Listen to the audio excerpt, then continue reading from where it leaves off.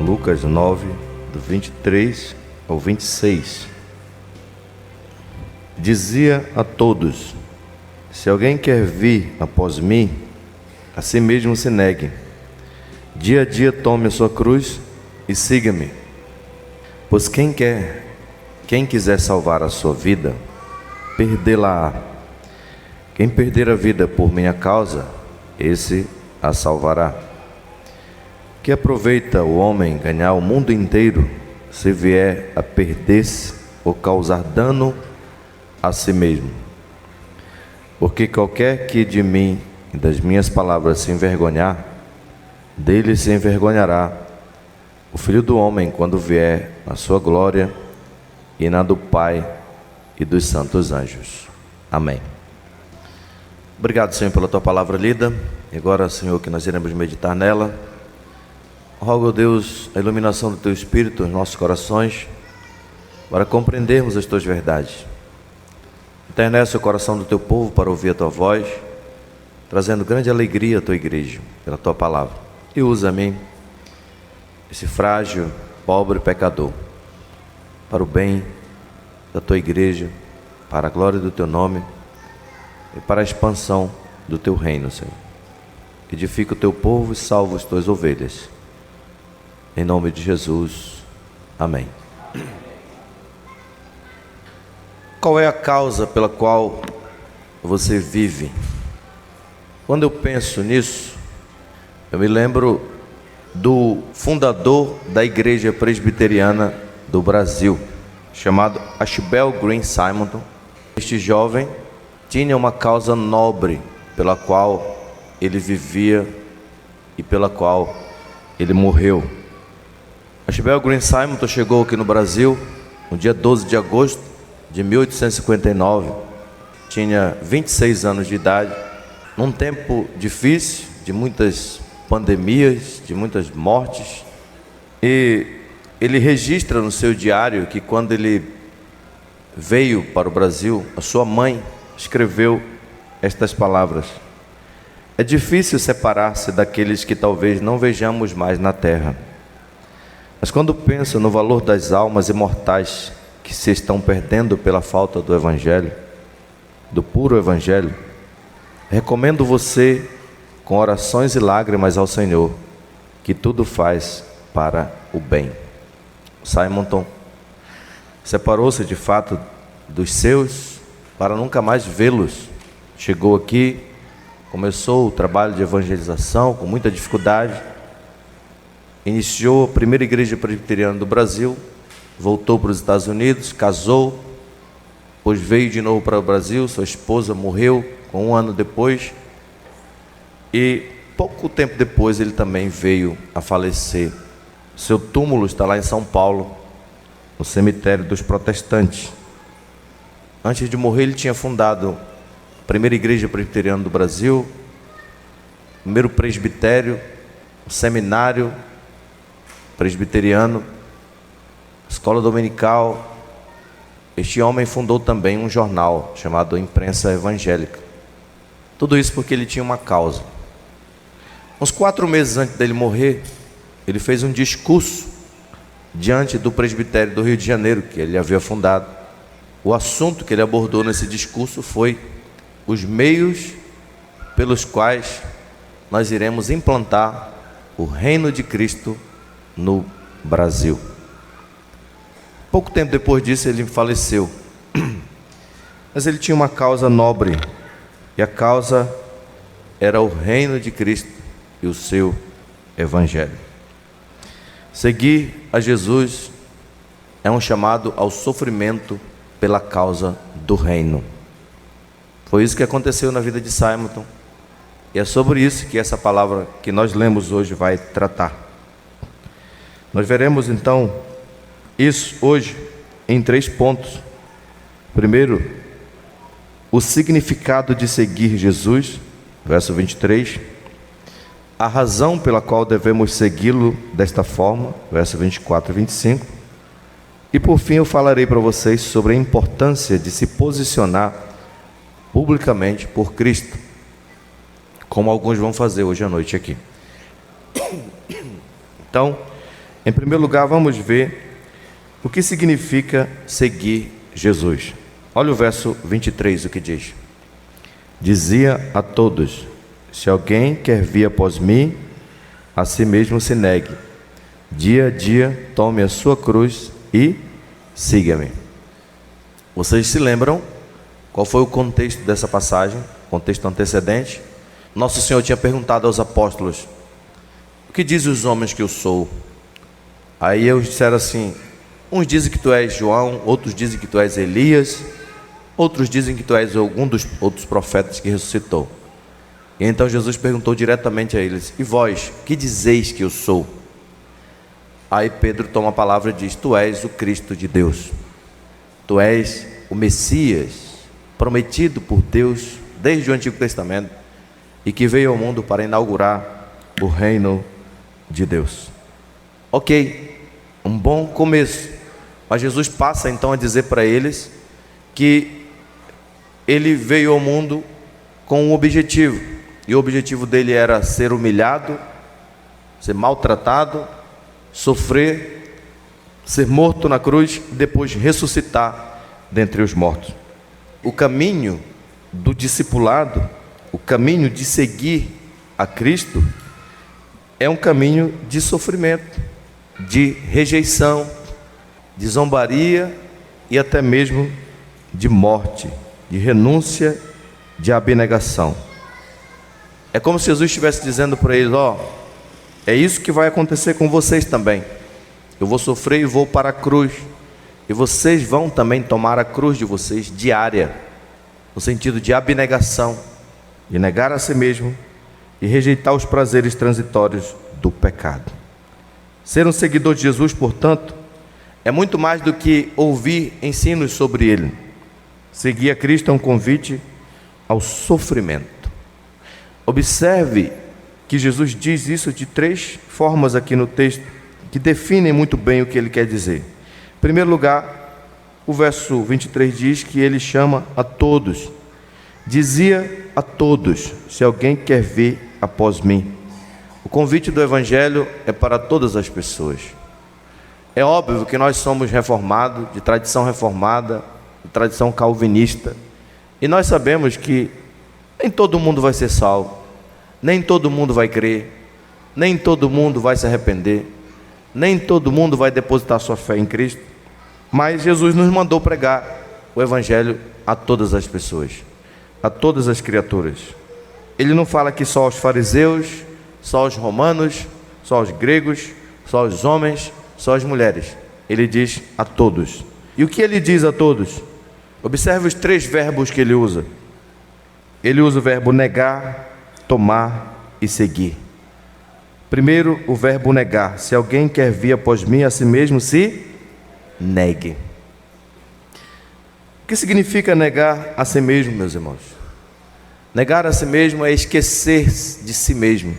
É renunciar a tudo aquilo que satisfaz os nossos desejos egoístas, os nossos desejos pecaminosos da nossa natureza rebelde, e procurar agradar a Deus. Em vez de nos satisfazermos com tudo que a nossa natureza pecaminosa deseja, somos chamados a rejeitar aquilo que atrapalha a nossa comunhão com Deus. Isso certamente é o oposto do que o mundo ensina. Qual é o lema deste mundo? O lema deste mundo é: o que importa é ser feliz. O que importa é fazer o que o seu coração pede, é seguir o seu coração, satisfazer os seus desejos, aproveitar as oportunidades da vida.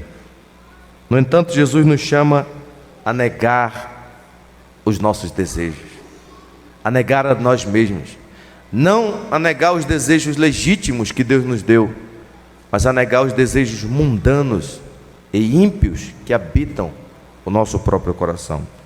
O segundo verbo é tomar. Tomar a cruz.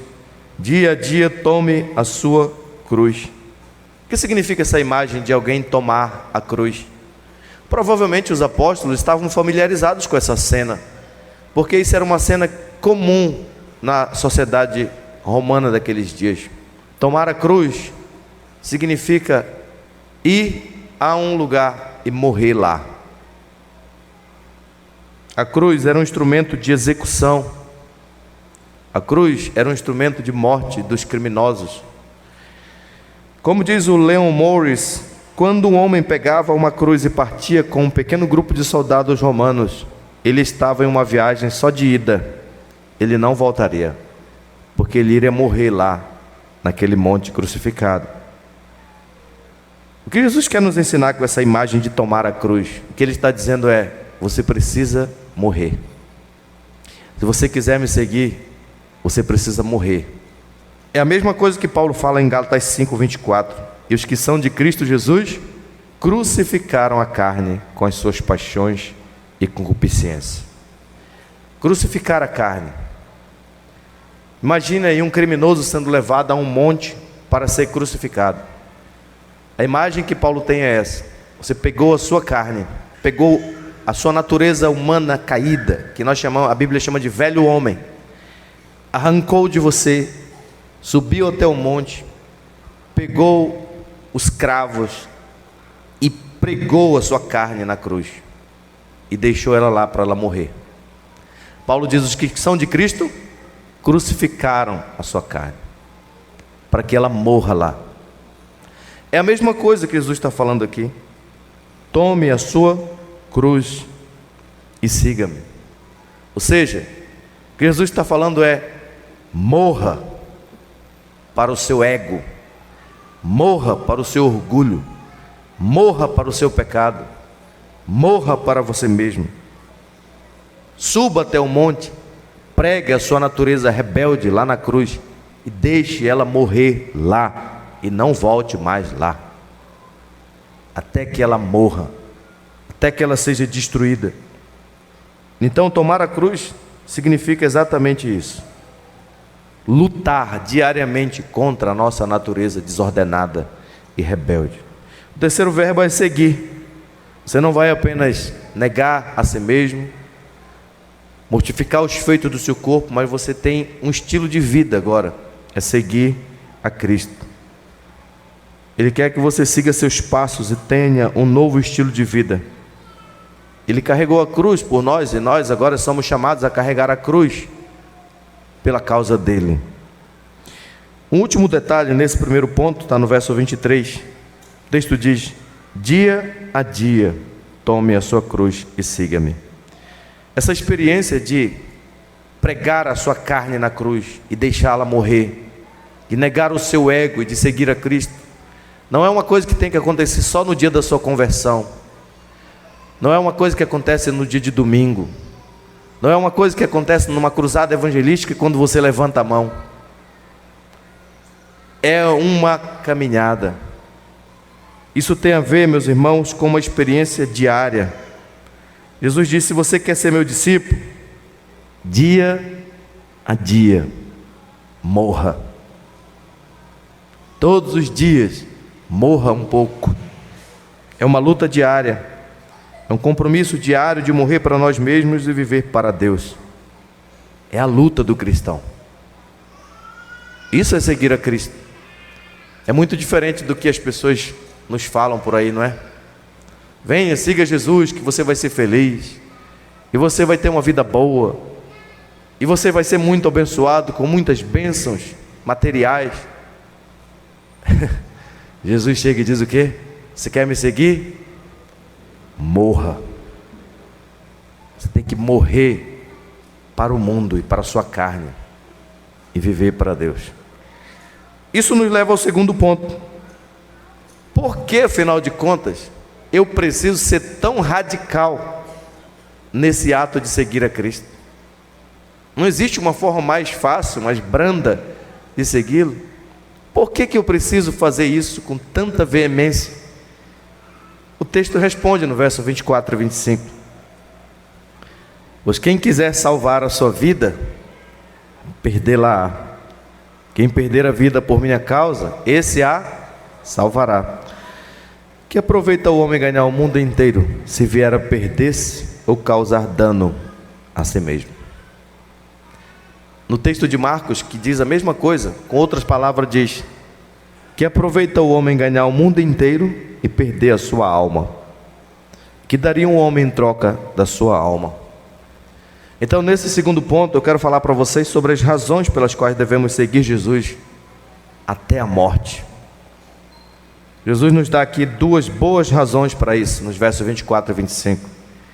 Primeiro, no verso 24, ele diz que nós devemos tomar nossa cruz, negar a nós mesmos e morrer para nós mesmos, viver para Deus. Em primeiro lugar, porque quem quiser viver de outra forma, salvar a sua vida ao invés de morrer, esse vai perecer. Quem perder a vida por minha causa, esse a salvará. O que significa salvar a vida nesse contexto? Salvar a vida aqui significa aproveitar a vida da perspectiva do mundo. Salvar a vida significa, meus irmãos, realizar todos os desejos pecaminosos da sua carne, sem levar Deus em consideração. Salvar a vida significa realizar-se profissionalmente, ter independência financeira, aproveitar todos os prazeres do pecado, sem prestar contas com Deus, sem que Jesus tenha nada a ver com a sua vida. E você acha que você está ganhando a sua vida? Jesus diz, sabe o que para você? Você está perdendo a sua vida. Quando você vive desta forma, sem levar Deus em conta, sua palavra em consideração, na verdade você está perdendo a sua vida, porque você perdeu de vista os valores da tua alma eterna. Por outro lado, Jesus diz que quando você perde a vida por causa dele, ou seja, quando você deixa de usufruir de todos esses prazeres transitórios do pecado e renuncia tudo que a tua carne tanto deseja para agradar a Deus, é aí que você está começando a viver a sua vida de verdade.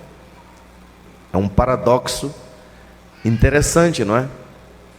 Porque nós temos a impressão, por conta da filosofia mundana, que quem vive verdadeiramente a sua vida é quem desfruta de tudo que o mundo oferece. Jesus diz, não, esse está perdendo a sua vida. Aqueles que rejeitam o que o mundo diz e vivem para Deus é que estão ganhando a sua vida. Nós temos um exemplo disso no livro de Lucas. Jesus contou a parábola de um rico insensato. Lá no capítulo 12, versículo 16, o campo de um homem rico produziu com abundância, e arrazoava consigo mesmo, dizendo, que farei? Pois não tenho onde recolher meus frutos. E disse, farei isso, destruirei os meus celeiros, reconstruí-los maiores, e recolherei todo o meu produto e todos os meus bens. Então direi à minha alma, tens em depósito muitos bens para muitos anos, descansa, come, bebe e regala-te. Mas Deus lhe disse, louco, esta noite perderão a tua alma, e o que tens preparado para quem será? Assim é o que entesoura para si mesmo, e não é rico para com Deus. Sabe quem é esse homem? É aquele que ganhou a sua vida aqui na terra, que desfrutou de tudo o que ele queria. É aquele que buscou os prazeres, o sucesso, a fama, o dinheiro, as glórias, mas ele nunca se importou com Deus e nem com o bem do próximo. Conquistou tudo, mas perdeu a sua alma.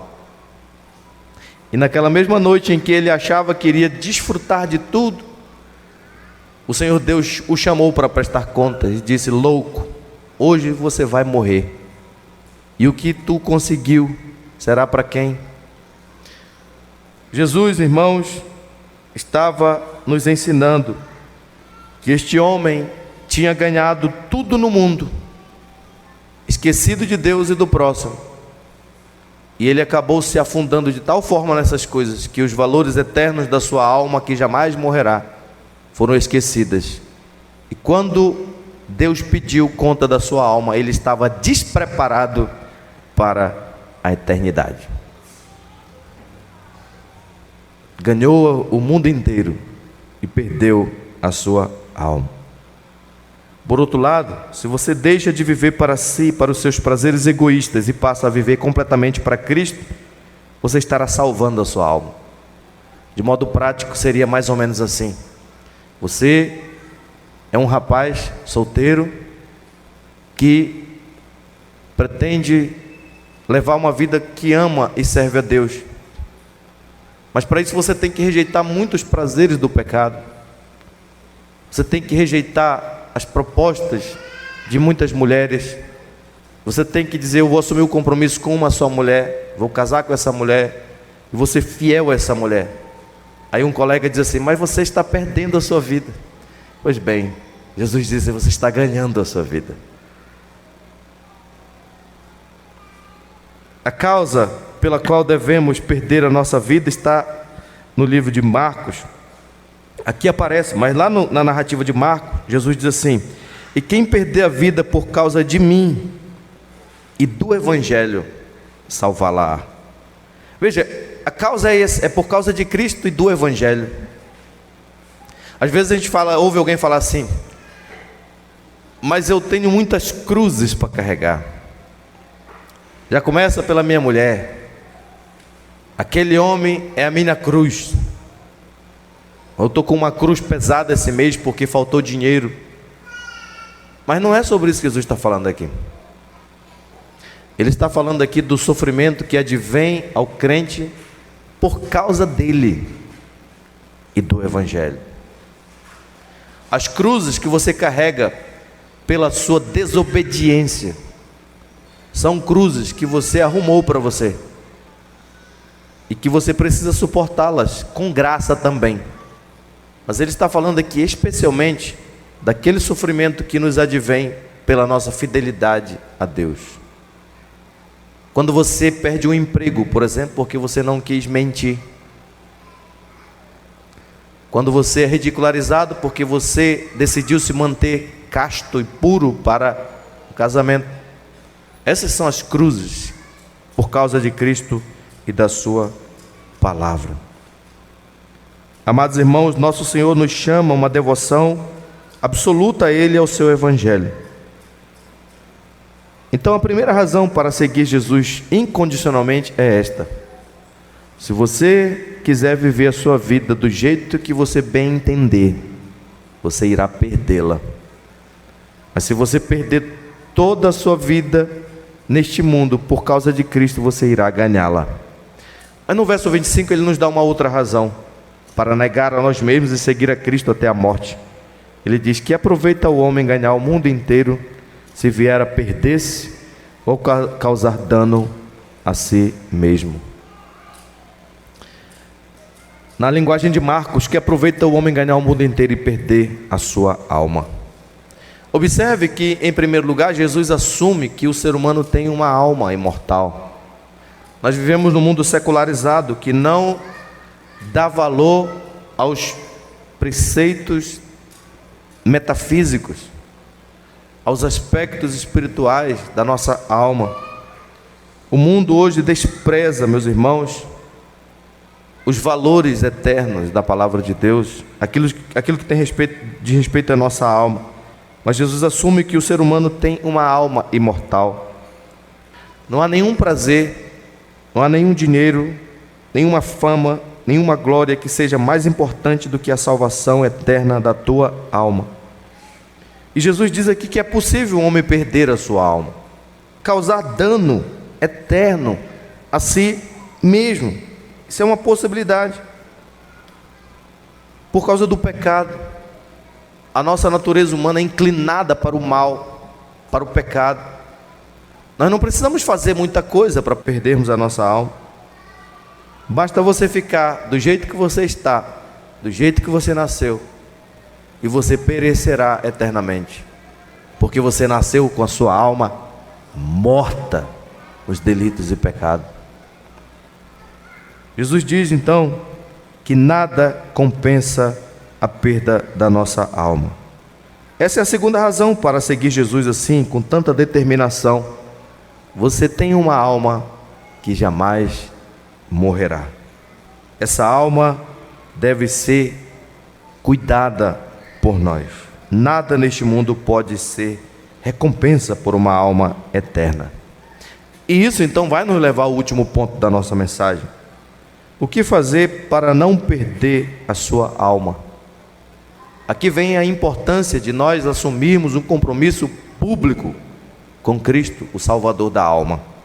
O verso 26 diz: porque qualquer que de mim e das minhas palavras se envergonhar, dele se envergonhará o Filho do Homem, quando vier na sua glória e na do Pai e dos santos anjos. Só há um remédio para quem não quer perder a sua alma eterna: é confessar a Cristo publicamente como Senhor e Salvador da tua vida.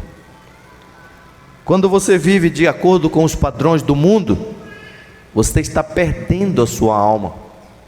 E a consequência disso é que você não tem tempo para professar Cristo como Senhor da sua vida, e isso não importa para você. Pois bem, Jesus diz que aquele que se envergonhar dele e da sua palavra, ele se envergonhará deles no dia do juízo final. Naquele dia, quando ele voltar, meus irmãos, ele julgará todas as pessoas que já viveram e dará um veredito final que determinará o nosso destino eterno. Aqueles que o professaram publicamente nesta vida serão acolhidos na alegria do céu, mas aqueles que o negaram serão condenados ao fogo do inferno. Porque qualquer que de mim e das minhas palavras se envergonhar, dele se envergonhará o Filho do Homem, quando vier na sua glória e na do Pai e dos santos anjos. Se você não quer perder a sua alma, você precisa reconhecer Cristo como Senhor e Salvador da tua vida.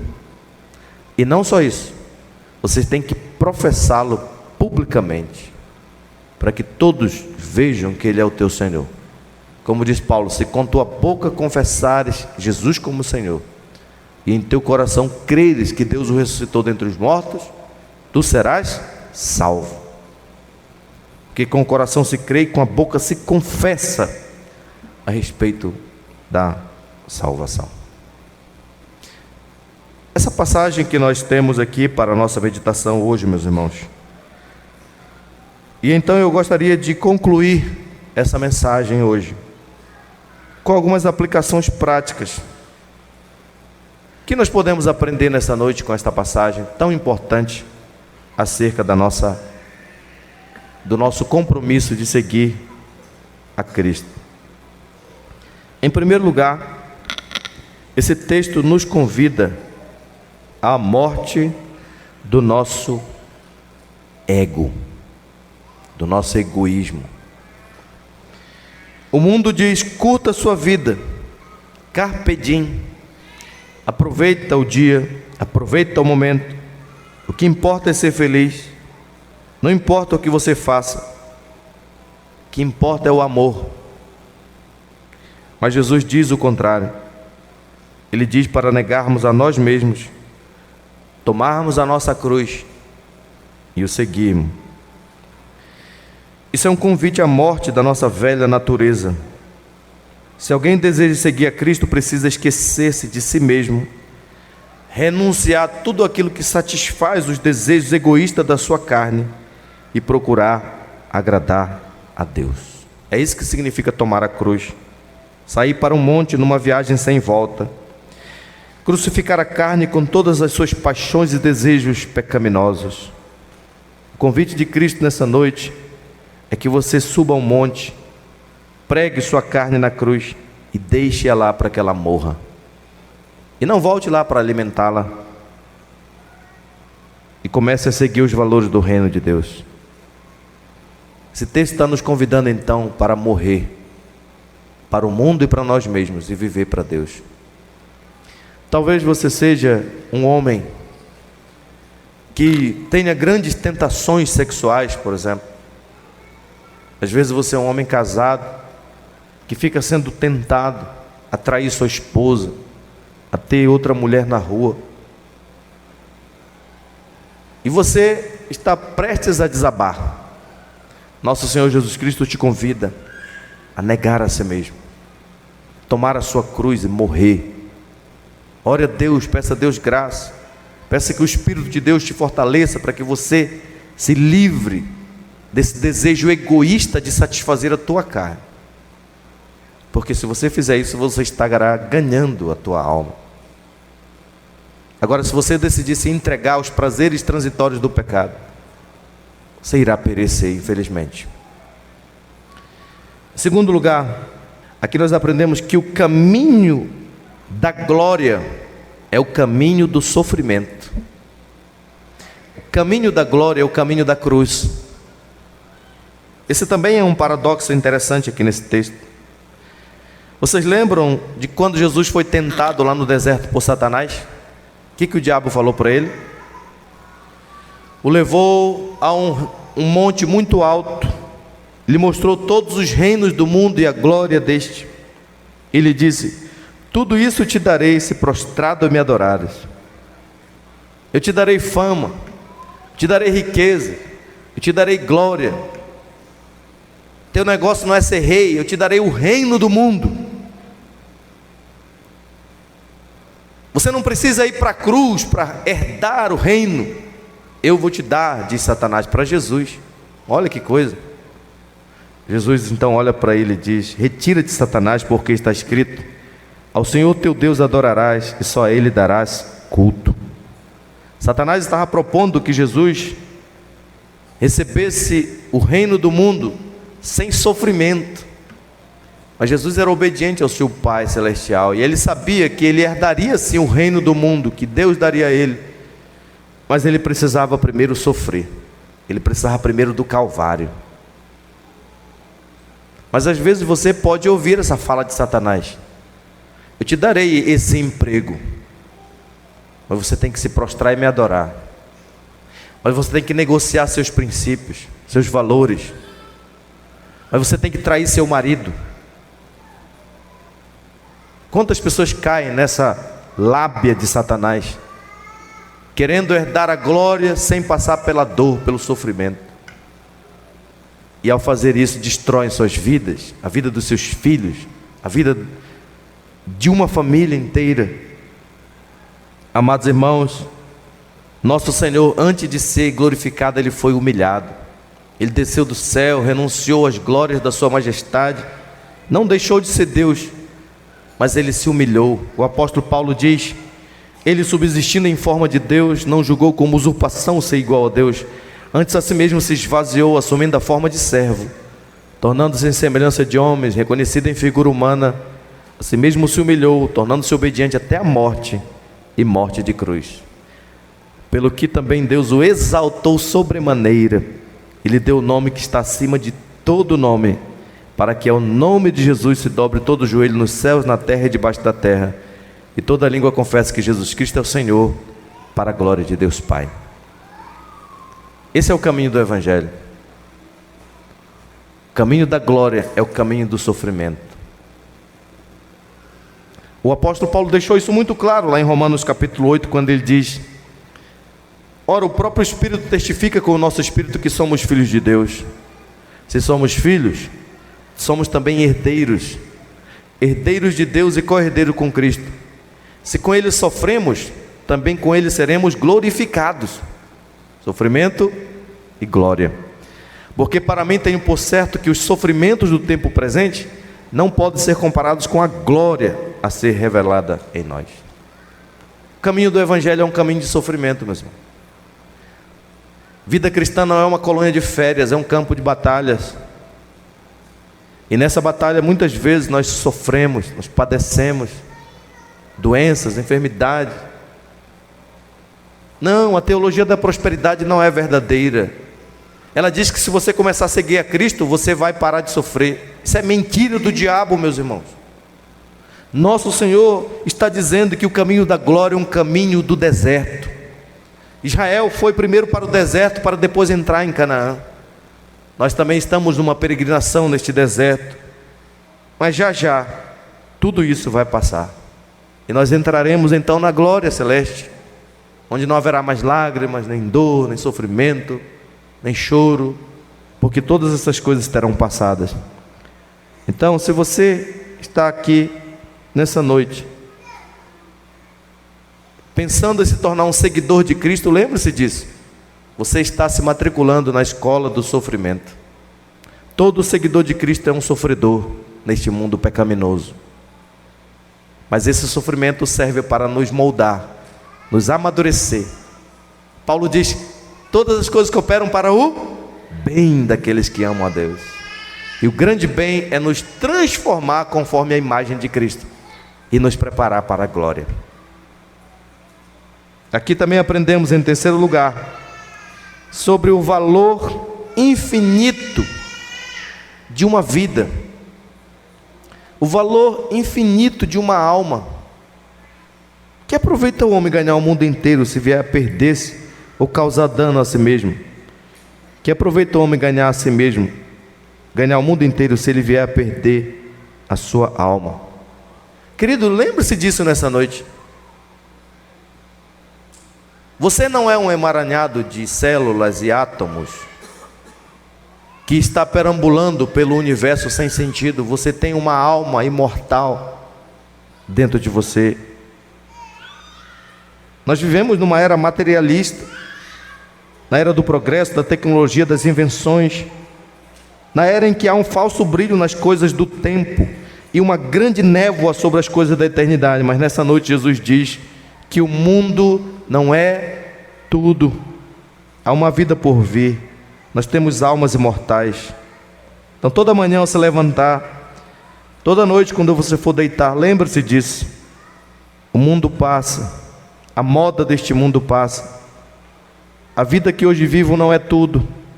Há algo além de negócios, de dinheiro, de prazer, de comércio. Há uma vida por vir. Todos nós temos almas imortais. Agora pense na responsabilidade de se ter uma alma imortal. Quando você visita grandes exposições de arte, as pessoas geralmente dizem: olha, isso é uma obra imortal. No entanto, meus irmãos, não há imortalidade nessas coisas. Todas elas um dia serão destruídas. A verdade é que um bebezinho que chora dentro de uma casa que nada sabe sobre arte durará mais do que todas essas obras, porque ele tem uma alma que jamais morrerá. Haverá um tempo quando a pedra da Gávea, o palácio do Planalto, as rochas de ferro de Parauapebas, tudo isso vai desaparecer. Mas a alma do mais humilde trabalhador é feita de material duradouro e eterno. Ela irá sobreviver por toda a eternidade. Você pode ser um homem pobre neste mundo, mas você tem uma alma. Você pode ser um homem doente e fraco, mas você tem uma alma. Pode ser que você não seja um rei, uma rainha, um príncipe, uma princesa, mas você ainda assim tem uma alma. Queridos, nós não fomos enviados a este mundo simplesmente para ganhar dinheiro, acumular bens, ou curtir a vida adoidado. Fomos enviados para glorificar a Deus e nos alegrar nele eternamente. Alimente a sua alma então. Leia a sua Bíblia. Busque ao Senhor em oração. Vá a um lugar onde a adoração é feita regularmente, onde a palavra de Deus é pregada. Guarde o dia do Senhor. Se alguém lhe perguntar por que você faz isso com tanta seriedade, você tem que responder: eu faço essas coisas porque eu tenho uma alma imortal, porque eu tenho uma alma eterna. E não esqueça que você está sujeito a perder a sua alma. Talvez aqui nessa noite você esteja caminhando rumo ao abismo, à destruição. Deixa eu lhe apontar algumas maneiras como você pode perder a sua alma. Você pode perder a sua alma correndo para o pecado e servindo os prazeres deste mundo pecaminoso. Você também pode perder a sua alma assumindo uma falsa religião, crendo num falso evangelho, sendo intoxicado por cerimônias e observâncias que não foram ordenadas na palavra de Deus, abrindo seu coração para falsos profetas. Querido, lembre-se que não é difícil arruinar a sua alma. Na verdade, você não precisa de esforço para arruinar a sua alma. Você não precisa nem fazer nada, basta você ficar do jeito que você está. E a sua alma se perderá, porque ela nasceu corrompida pelo pecado. E sabe para onde a sua alma vai quando ela se perde? Ela vai para o inferno. Então examine o seu coração nessa noite. Pare para pensar se você está caminhando em destino à perdição ou à salvação. Faça isso e não cometa a loucura de perder a sua própria alma. Deixa eu te fazer uma pergunta nessa noite. Você tem ideia do valor da tua própria alma? Se você não tem, peço que você avalie comigo o preço de uma alma. Primeiro, da perspectiva de alguém que está morrendo. Visite alguém que está morrendo. Converse com essa pessoa. Olhe para essa pessoa. Veja a solenidade da morte, como isso é sério. A morte nos faz ver as coisas, meus irmãos, de uma perspectiva correta. Veja um homem partindo e você verá nesta cena o que os homens de fato fariam por suas almas.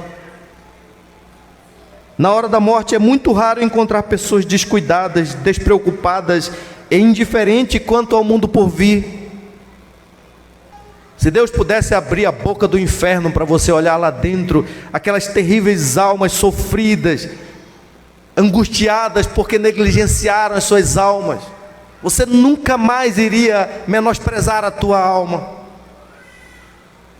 Leia a parábola do rico e do Lázaro, lá em Lucas capítulo 16.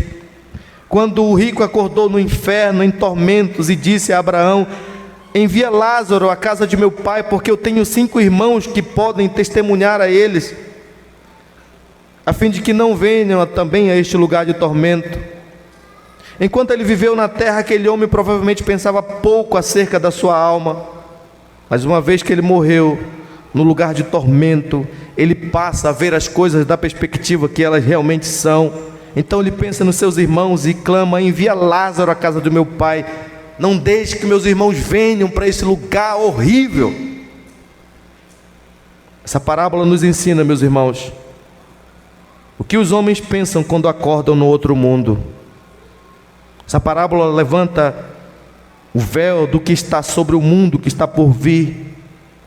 Mas se você não entendeu ainda e você quer compreender o valor de uma alma, então pensa para ela, ou pensa nela, a partir do preço que foi pago por ela, há 2000 anos atrás. Que preço enorme e incontável que foi pago. Nenhum ouro, nenhuma prata, nem diamante jamais foram encontrados em número suficiente para prover redenção a um pecador. Nenhum anjo do céu foi capaz de fazer um resgate de uma só alma. Nada além do sangue de Cristo, nada além da morte do eterno Filho de Deus na cruz foi suficiente para comprar a libertação da alma do pecador. Vá então ao Calvário e veja o abençoado Salvador sofrendo naquela cruz. Veja como houve trevas sobre toda a face da terra. Veja a terra tremendo, as rochas sendo arrancadas, as sepulturas sendo abertas. E ouça as palavras do Filho de Deus dizendo: Deus meu, por que me desamparaste? Veja o tamanho do preço de uma alma. Queridos irmãos, o certo é que um dia todos nós iremos compreender o valor da nossa alma. E a minha esperança é que você não venha entender isso tarde demais. Para que isso não aconteça, primeiro, não negligencie a sua alma. Talvez você esteja como Marta, preocupado com tanta coisa, enquanto Jesus diz: uma só coisa é importante.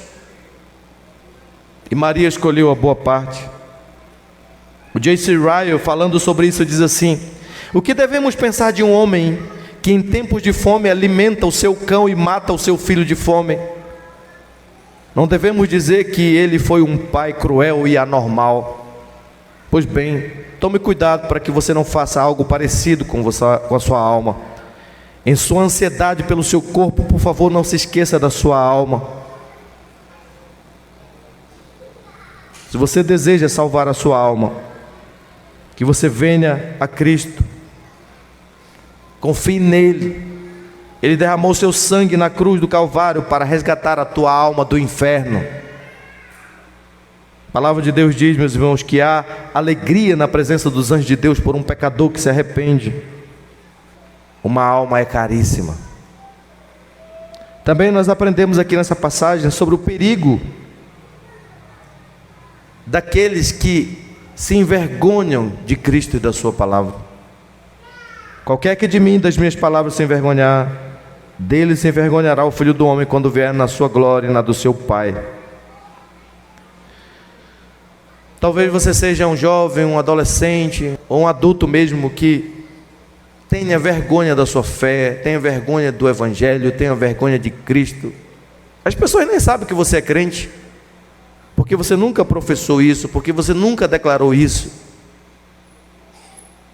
Isso é um pecado que nós cometemos contra Deus muitas vezes. Jesus não se envergonhou de assumir a nossa culpa e ir para a cruz despido por causa dos nossos pecados. Por que nós nos envergonharíamos de defendê-lo perante os homens?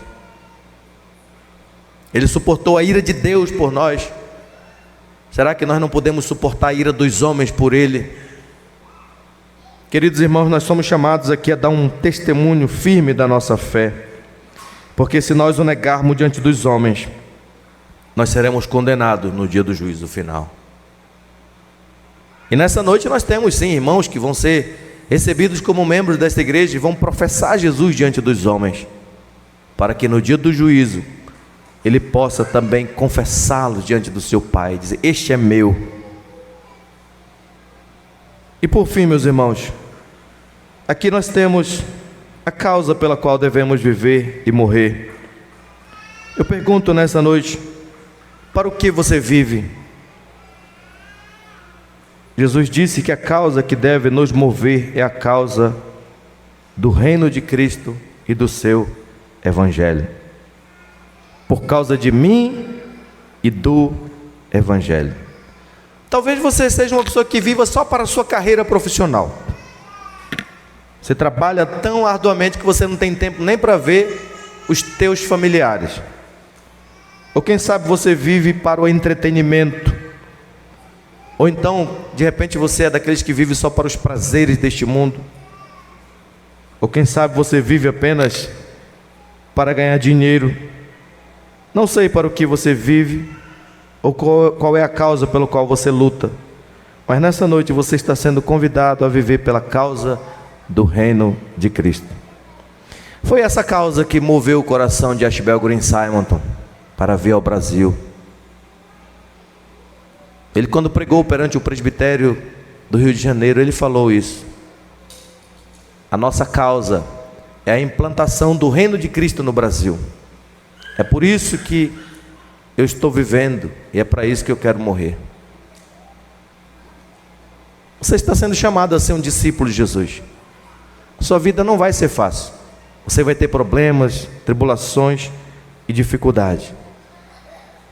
Mas se você fizer isso pela fé no que Ele já fez por você, você estará ganhando a sua alma. Você terá uma razão para viver. E quando você morrer aqui, estiver diante dele na eternidade, ele vai confessar que você é dele diante do seu Pai, onde não haverá mais nenhum tipo de sofrimento e de morte. O que você fará? Você se dedicará à causa do reino? Ou você vai continuar vivendo a sua vidinha imunda de pecado, pensando apenas no teu ventre, nos prazeres da tua carne? Pensa nisso. Que Deus te abençoe. Amém.